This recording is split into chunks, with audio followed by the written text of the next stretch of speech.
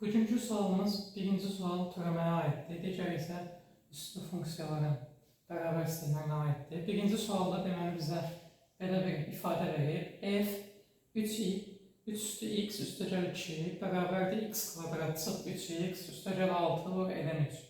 Bizdən f funksiyasının türəməsinin 5-də qiymətini istəyir. Belə suallarda adətən biz hər iki tərəfdən əvvəlcə türəmə alırıq. Bu funksiya hissəsindən türəmə alınanda olur f şəkil 3 üstü x üstəgəl 2 vurulsun. Funksiyanın parametri x deyil, 3 üstü x üstəgəl 2'dir. Ona görə də 3 üstü x üstəgəl 2'nin də türəməsinə vurulur. X kvadrat çıx 3x üstəgəl 6'dan türəmə alıram. X kvadratdan türəmə alanda 2x çıx 3 6'ın türəməsi 0 edir. Vurulsun ln 3.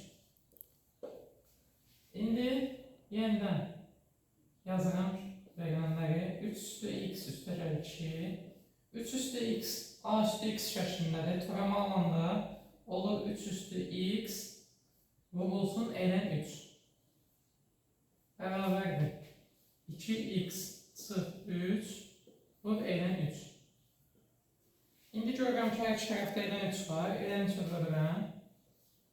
Qalır f şəkil 3 üstü x üstəgəl 2 bərabərdir 2x çıx 3 bölünsün 3 üstü x'i da burada hasildadır, digər tərəfə bölmə olaraq keçirirəm.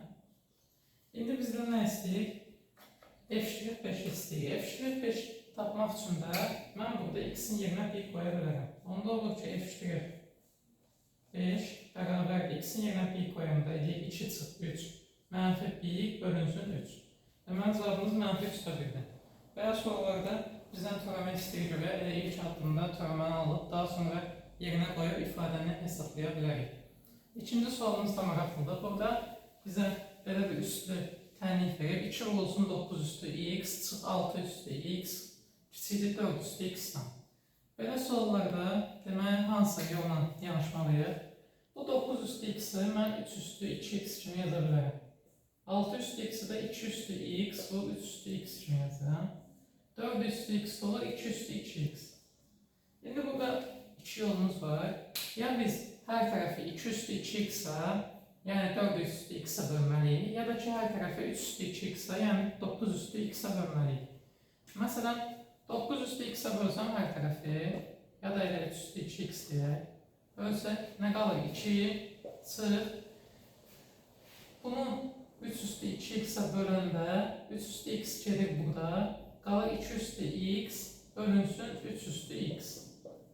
2 üstü 2x 3 üstü 2x'e böləndə də qalır 3'te 2 üstü 2x. Bu x'i da ümumi qüvvət kimi yazsam, 3'te 2 üstü x. İndi mən 3'te 2 üstü x'a bir dənə t desəm, nə qalacaq? 2 çıx t kiçikdir t kvadratından. Bunu bildiğimiz intervallar üsulu ilə həll edirəm. T kvadrat üstəgəl t çıx 2 böyükdür 0-dan. T üstəgəl 2 t çıx 1 kimi bloqlara ayırıram böyük 0-dan. İntervallara qoyanda nə olur? Mənfi 2 1. İkisi daxil deyil. Baş həddindən misalı müsbətdir. Müsbətlə başlayır. Müsbət mənfi yenə də müsbət. Bizə müsbət olan hissələr lazımdır, çünki 0-dan böyükdür. Onda həllərimiz nə olacaq? T mənfi 2-dən kiçikdir, ya da T 1-dən böyükdür. İndi T'ni də biz 3'te 2 üstü x demişdik. Yazıram 3'te 2 üstü x mənfi 2-dən kiçikdir. Belə bir şey mümkün deyil. Bildiyimiz kimi üstü funksiyaların qiyməti 0-dan böyük olmalıdır həmişə. Ona görə buradan həll çıxmayacaq. İkinci alabilirim. 3'te 2 üstü x böyükdür 1-dən.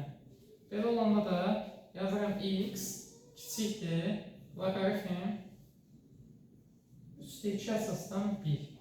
Əgər loqaritmin qiyməti 1-dirsə, o elə 0-dır. Deməli, x 0-dan kiçik olmalıdır. Bərabərçinin həllər çoxluqda mənim sonsuzluqdan 0-a kimi olacaq. Deməli, belə qarışıq görünən suallarda da ya 9 üstü x-a, ya da 4 üstü x-a bölməklə həll edə bilərik.